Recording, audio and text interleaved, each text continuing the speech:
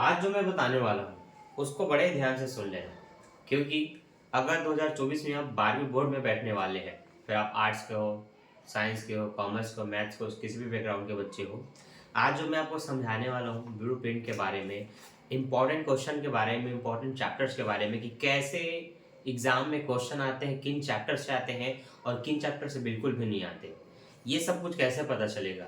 Detail से search करके एकदम आपके लिए फ्रेश वीडियो लेकर आया हूँ, जिसको देखने और जानने के बाद आप अपने इच्छा अनुसार अपने रिसर्च पर उस क्वेश्चन को ढूंढ करके और बड़ी अंडरस्टैंडिंग के साथ पढ़ सकते हैं। क्योंकि जब कोई भी चीज़ आप क्लियर कर लेते हैं ना, तो उस काम को करने से आपको कोई नहीं रोक सकता। तो स्वागत है आप सभी का शंकर सर की क्लास में। मैं हूं आपका एसडीएम सर। आज मैं आपको बताऊंगा कक्षा 12वीं इकोनॉमिक्स में कैसे आप पूरे 80 में 80, 75 में 75, 100 में 100 ला सकते हैं। देखिए, जो आपका इकोनॉमिक्स है, यहाँ पर हर साल परीक्षा बोर्ड से 97, 96, 95 इतने परसेंटेज तक के क्वेश्चन आते हैं। 2-3 क्वेश्चन इससे भी नहीं आता। 2-3 क्वेश्चन का मतलब है कोई एक क्वेश्चन ऐसा होते हैं जो इनसे नहीं आते, जो कि 3, 4, 5 नंबर के कुछ हो सकते हैं, अधिकतर 10 नंबर। ये आप मान के चल सकते हैं, इससे ज़्यादा कुछ बाहरी नहीं होता, मतलब इसी में से आता है। टोटल आपके 80 नंबर के पेपर होने वाले हैं, जिसमें से 20 नंबर आपके असाइनमेंट, प्रैक्टिकल, वाइवा जो भी होगा उनसे होता है। यहाँ पर आपको ध्यान रखना है कि आपको एक ब्लूप्रिंट दिया जाता है कुछ इस तरह से। इसका क्या अर्थ होता है, कैसे आप इसको समझेंगे, ये मैं बताऊंगा डिटेल से इस वीडियो में। ध्यान देना। सबसे पहले आपको देख लेना है कि आपके पूरे चैप्टर कितने हैं और उनको कितने यूनिट में बांटा गया है। तो कुल मिलाकर के आपके पास जो चैप्टर्स होते हैं वो हैं टोटल लगभग 15 से अधिक चैप्टर हैं। पर यूनिट में बांटा गया केवल 9। तो आपका सबसे पहला चैप्टर है वेस्टर्न शास्त्र, सेमेस्टर शास्त्र, अर्थशास्त्र का एक परिचय। उनसे केवल 4 नंबर का क्वेश्चन आपके एग्जाम में आने वाला है। ठीक है। आपका दूसरा जो चैप्टर है उसमें उपभोक्ता और मांग को दोनों को एक साथ डाल दिया गया है, जिसके अंतर्गत आपके 13 नंबर के क्वेश्चन आएंगे। उपभोक्ता व्यवहार और पूर्ति से आपका 13 नंबर का क्वेश्चन आएगा।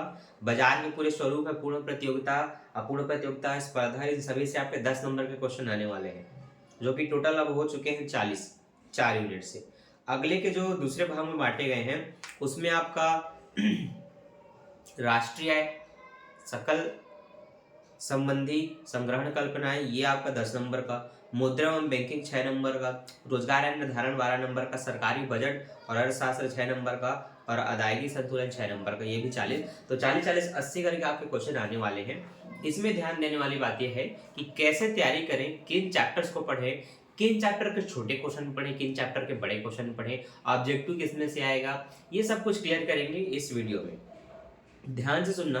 सबसे पहले आपको इकोनॉमिक्स में ऐसे चैप्टर्स को पढ़ना चाहिए जो आपके एग्जाम में पूरे 6 नंबर के आते हैं, क्योंकि 6 नंबर के अगर आप 6 क्वेश्चन अटेम्प्ट कर लेते हैं तो 6 से 36 नंबर पा जाएंगे, और केवल 6 नंबर के क्वेश्चन बनाने से आप 40-50 से भी अधिक नंबर ला सकते हैं। क्योंकि बड़े क्वेश्चन की तैयारी करने से एक फायदा हो जाता है, आप 6 नंबर के 6 क्वेश्चन तो बिल्कुल सॉल्व करेंगे, पर उन्हीं में से कुछ क्वेश्चन 3 नंबर, 2 नंबर में भी आ जाते हैं।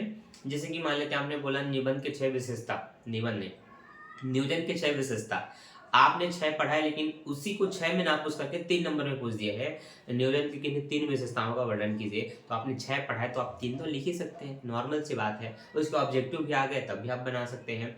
तो बड़े क्वेश्चन की तैयारी करने से छोटे क्वेश्चन की तैयारी ऑटोमेटिकली हो जाती है। ठीक है, 100% नहीं पर 50% तो हो जाती है। इस बात को ध्यान में रखना है, इस तरह से आपको तैयारी कर लेनी है। तो 6 नंबर के कौन कौन से यूनिट से क्वेश्चन आएंगे उसको ध्यान से सुनना। आपका यूनिट 2 उपभोक्ता मांग से आएगा, यूनिट 3 आपकी उत्पादक पूर्ति से आएगा, यूनिट 4 आपका बाजार के स्वरूप से आएगा, यूनिट 5 आपका राष्ट्रीय सकल आय से आएगा, यूनिट 7 आपका रोजगार और आय निर्धारण से आएगा, और बस हो गया। यहाँ ये उपभोक्ता से 2 क्वेश्चन आएंगे। तो इस तरह से ये जो मैंने कुछ यूनिट बताया, चैप्टर बताया, जिसके अंतर्गत आपको 6 नंबर के क्वेश्चन मिलेंगे। तो अगर बड़े क्वेश्चन पढ़ना है तो इन चैप्टर्स के पढ़ना, उपभोक्ता, मांग, पूर्ति, सकल, राष्ट्रीय उत्पादन, बाजार स्वरूप, आय निर्धारण, रोजगार, ये सभी चैप्टर पढ़ने हैं। इनके 6 पॉइंट के क्वेश्चन आंसर आपको याद कर लेना है। अब सवाल आती है कि 6 नंबर के क्वेश्चन आंसर के लिए कितने पॉइंट लिखना चाहिए।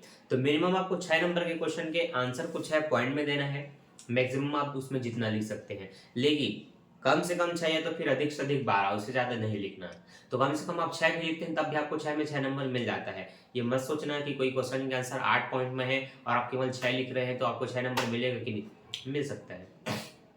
ठीक है, याद रखिए जब आप क्वेश्चन पेपर देखेंगे उसमें स्पष्ट लिखा रहेगा 6 बिंदुओं में वर्णन करें।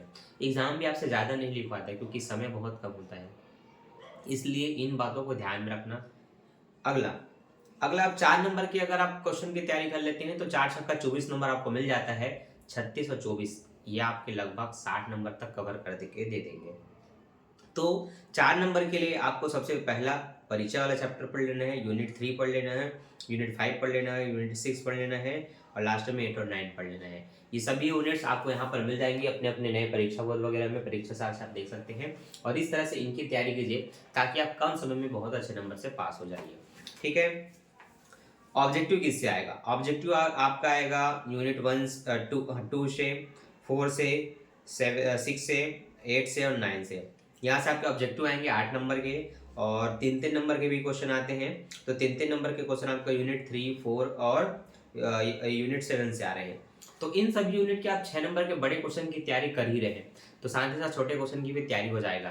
पहले आप बड़े क्वेश्चन की तैयारी कीजिए। जब आपके सारे 6 नंबर के क्वेश्चन आप पूरे याद कर लेते हैं एग्जाम से 1-2 महीने पहले, आपको लगता है कि आपके पास और पढ़ने के लिए मतलब समय है, तब आप क्या करिए, छोटे छोटे जितने भी क्वेश्चन आंसर है अति लघु दीर्घ तरीके, डिपेंड करता है कि उस चैप्टर से छोटे नंबर के क्वेश्चन पूछे जा रहे हैं कि नहीं।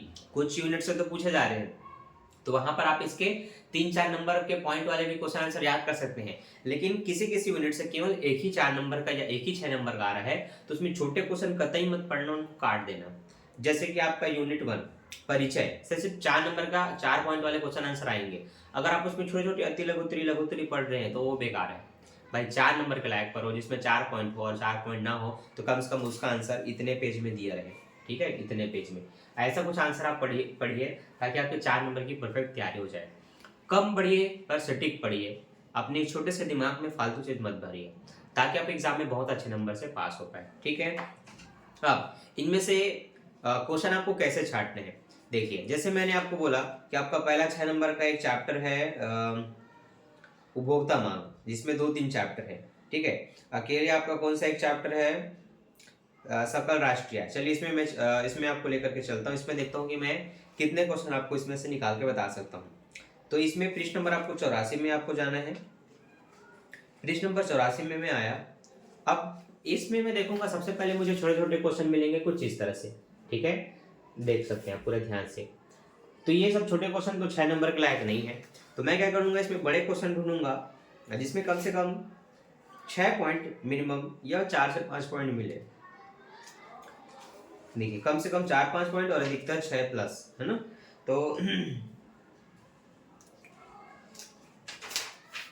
पन्ना पलटते ही पृष्ठ नंबर 90 से 91 में मुझे 4 पॉइंट से ऊपर के क्वेश्चन आंसर दिखने लगे और यहीं से ही आपके क्वेश्चन 2019 में पूछा भी गया जिसका डेट यहाँ स्पष्ट बता देता है। तो इस तरह से हम आपके क्वेश्चन ढूंढते हैं 6 नंबर 4 नंबर के, और इसको तो देखिए 2020-22 में भी पूछा है आसपास का।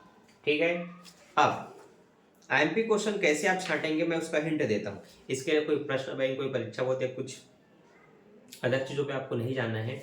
एक चीज़ हिंट दूंगा उसको ध्यान से सुनना और समझना है। फिर आप जो भी सब्जेक्ट के बच्चे होंगे, आप मैथ्स वाले होंगे, आर्ट्स वाले होंगे, कुछ भी है, आप अपने आईएमपी क्वेश्चन बोर्ड के लिए अभी से छांट सकते हैं। देखिए बोर्ड एग्जाम के जब क्वेश्चन पेपर छटते हैं और एक पर्टिकुलर चैप्टर से 6 नंबर का क्वेश्चन आने वाला है तो वो लोग एक यूनिक सा क्वेश्चन क्या ढूंढे इस तरह से नहीं ढूंढते।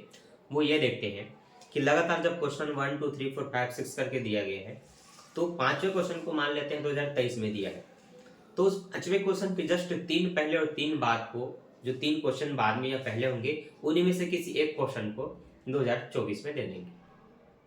अगर आपको यकीन नहीं होता कि जो क्वेश्चन पूछा गया है उसके ठीक 3 पहले या 3 बाद के क्वेश्चन को अगले साल पूछ देता है तो मैं आपको सबूत दिखा देता हूँ इसी चैप्टर का। और ऐसे आप किसी भी चैप्टर का, आप मैथ्स वाले होंगे, साइंस वाले होंगे, किसी भी सब्जेक्ट के होंगे, आप अपने हिंदी, इंग्लिश, गणित, विज्ञान जो भी विषय होगा उसका परीक्षा बोल लीजिए और चेक कीजिए।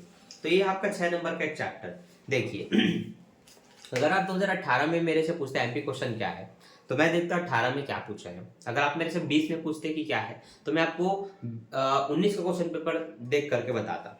तो जैसे कि 2019 में देखिए आप ये क्वेश्चन को 2019 में पूछा है और इसके ऊपर वाले को। तो मैं इसके ठीक 3 पहले और 3 बाद का आपको क्वेश्चन एमपी देता। तो हम देखते हैं क्या ठीक इसके 3 पहले क्वेश्चन को 2020 में पूछा है। तो आप देख सकते हैं ये है क्वेश्चन नंबर 2, ये है क्वेश्चन नंबर उसका 1 और इससे पहले एक और क्वेश्चन है जस्ट उसका 20। तो 3 क्वेश्चन कहाँ, एक ही क्वेश्चन पहले आपको इस क्वेश्चन को देखो 2020-22 में पूछ दिया है। तो ये हुआ आपका पहला सबूत।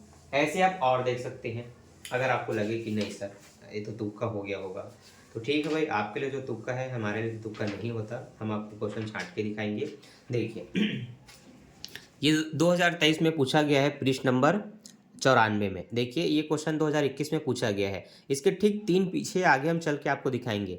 तो देखिए इसके ठीक पीछे मैं चलता हूँ, ये 11वां है तो ये 10 और ये आपका 8वां 9वां। ये क्वेश्चन आप देख सकते हैं, देखिए 2023 में पूछा है 21 के जस्ट बाद। ठीक है, अब उसके आगे भी 3 क्वेश्चन मैं आपको जाके दिखाता हूँ। ठीक है, यह हम 11 में थे, इसके आगे भी देख लीजिए 23 में इसी को पूछा है नीचे वाले को। इसके अगल बगल भी आप देख सकते हैं, आपको यहाँ पर ईयर दिख रहे होंगे। ठीक है, तो बच्चों इसमें आप ज़्यादा दिमाग लगाते हो कि किन क्वेश्चन को पढ़ें कैसे पढ़ें, लेकिन मेरा सिंपल सा फंडा चलता है। ठीक है, अगर आप बोर्ड पे ध्यान से देखिए तो मैं आपको सिंपल तरीके से समझाता हूँ। लाइन से ये क्वेश्चन है, जो लाइन खींच रहा हूँ ये सब क्या है, बहुत सारे क्वेश्चन है जिनमें से आपको अपने बोर्ड एग्जाम के लिए सारे पढ़ने होते हैं, नो डाउट। हर बच्चे जो मेरिट में आना चाहते हैं पढ़ते हैं, पास में होना चाहते हैं वो भी पढ़ते हैं, लेकिन मैंने ऐसे पढ़ाई नहीं की थी। मैंने सिंपल सा फंडा अपनाया था अपने समय पे। मैं देखता था कि मेरे टाइम पे किस क्वेश्चन को पूछ लिया है उस साल में, मुझे अगले साल दिलाना है पेपर, पर इस साल क्या पूछा है, तो मान लेते हैं इस साल इसको पूछ लिया है, अब मेरा पेपर अगले साल है, तो मैं ठीक इसके 3 पहले के क्वेश्चन 3 बाद के क्वेश्चन पढ़ लेता हूँ और बस उन्हीं में से कोई एक क्वेश्चन एग्जाम में आ जाता है, एकदम गारंटेड है। आप रिसर्च करके देख लो, अगर मेरी बातें तुक्का लगती हैं तो आप हर एक क्वेश्चन का देख लीजिए। जिस भी ईयर के क्वेश्चन को आप देखेंगे, 19 का देख लो, 20 का देख लो, कोई भी 18 का भी देख लो, उसके ठीक 3-4 क्वेश्चन पहले 3-4 क्वेश्चन आगे का देखना। अगर बहुत सारे क्वेश्चन है तो उसमें से ठीक 3 और बाद या पहले का आप पढ़ लेना, तो उसी में से आगे 19 में अगर कुछ इसको पूछा है तो 20 में पूछा होगा, 22 में पूछा होगा, 23 में पूछा होगा, वही अराउंड घूमते रहते हैं। ये बहुत ज़्यादा क्वेश्चन कहीं अलग से यूनिक टाइप का नहीं छांटते। तो ये छोटा सा हिंट रहा जो आपके बहुत काम आएगा, और इसकी मदद से आप खुद से क्वेश्चन छांट करके उसकी बेहतर तैयारी कर सकते हैं बिना किसी डाउट और दुविधा के। बाकी आपको टिप्स कैसा लगा आप कमेंट करके जरूर बताइए, आपकी जो भी फीडबैक होगी हमारे लिए बहुत इंपॉर्टेंट होगी। वीडियो को लाइक करके दोस्तों में शेयर कर देना ताकि हर बच्चा एमपी क्वेश्चन छांट करके पढ़ सके। बाकी मैं एमपी क्वेश्चन अपलोड करते भी रहूंगा अपने तरह से छांट करके भी, ताकि आपके लिए बहुत हेल्पफुल हो जाए। तो वीडियो को बस एक लाइक, 1000 लाइक का टारगेट है, आई होप जल्दी आप पूरा कर देंगे। Bye bye. और कौन से टॉपिक पर वीडियो चाहिए कमेंट करके बता देना, ठीक है।